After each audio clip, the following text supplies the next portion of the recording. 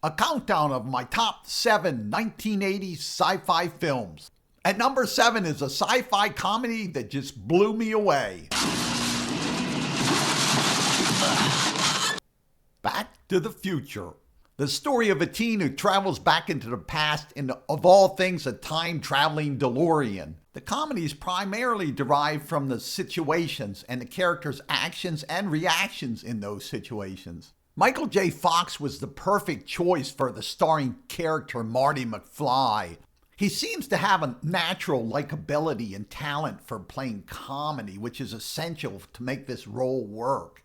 Eric Stoltz was originally hired to play the role and filmed for 5 weeks. He was let go because it was determined that he could not bring the right comedic tone to the role. Christopher Lloyd was the perfect choice for Doc Brown. He had this sort of crazy, wacky, but lovable character down pat before he even got this role. Leah Thompson and Crispin Glover were great in the roles of Marty McFly's parents. Overall, a very enjoyable film. Film number 6 is Predator, an exciting sci-fi action film starring a popular action hero, Arnold. Hey, when you can say a single name and you know who that person is, you know that actor's popular. I like that Arnold's team was small enough that you got a basic idea of their personalities, who they were, and how they interacted. A bigger team with a bunch of red shirts would make their deaths less impactful. Before facing off with the Predator, the team had a lot of exciting action fighting gorillas. Of course, Arnold got a few one-liners in. Stick around. I think it was clever writing to have the team capture one of the gorillas. For one thing, she could tell the team some local legends to give them clues of what they're facing. Predator was not entirely original in that there was another film that came out about 7 years earlier called Without Warning, in which an alien hunted human beings. That alien, if shot, could just heal itself up. Tough to kill. What do? Go hand to hand?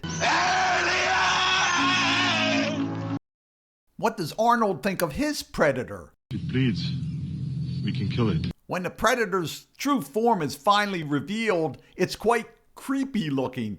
Great special effects. Oh no, that's a clip from the wrong film. Oh well, if you haven't seen Predator, you're just going to have to watch that film.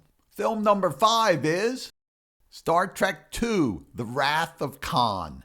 This was a vast improvement over the first Star Trek film in that it did not merely rehash an old episode, but instead built upon a popular episode. It had great special effects like the first film, but unlike the first film, it did not wallow in the special effects. Instead, it used the special effects to enhance the plot and the action. Revenge is a dish that is best served cold. They were fortunate to get Ricardo Montalban to replay the role of Khan. Just like in the original TV episode, he gives William Shatner a run for his money for chewing up the scenery. Khan, you bloodsucker. You're gonna have to do your own dirty work. Buried alive. If you're going to kill off a well-known beloved character, this film shows you how to do it. You milk it for everything it's worth. Sacrificing himself for the crew, he's watched by his best friends as he slowly dies with enough time to have a final goodbye conversation. I have been, and always shall be, your friend. His death is followed by an emotional burial ceremony and ends with music kicking in, amplifying the emotion. This is probably the best of the Star Trek films. Film number 4 is Starman. An alien coming to what it thinks is a friendly place is shot down and crash lands on Earth. The aliens had found Voyager 2, which included a golden record with messages to come to Earth and be our friends. Using DNA from the hair of a woman's dead husband, the alien transforms into human form, identical in looks to her husband. Scott. She naturally starts out confused and frightened on discovery of the alien. Her fear intensifies as the alien forces her to accompany him on a cross-country journey to get to a pickup site before he dies. Her feelings change along the way as she observes his kind, gentle, naive nature. She grows from an empathetic feeling sorry for him to falling in love with him. Karen Allen does a great job as the woman that falls in love with the alien. Jeff Bridges is superb as the alien. His facial expressions and inflection in voice successfully convey an alien. I can't get no satisfaction. There's added tension with the government wanting to catch the alien. Overall, a very uplifting John Carpenter film. And now, a trailer for Trapped in Haunted Forest.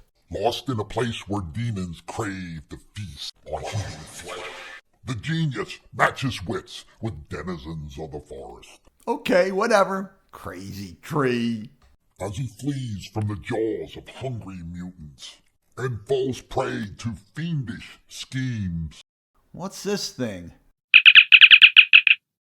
One emergency signal, sir. Beam up immediately.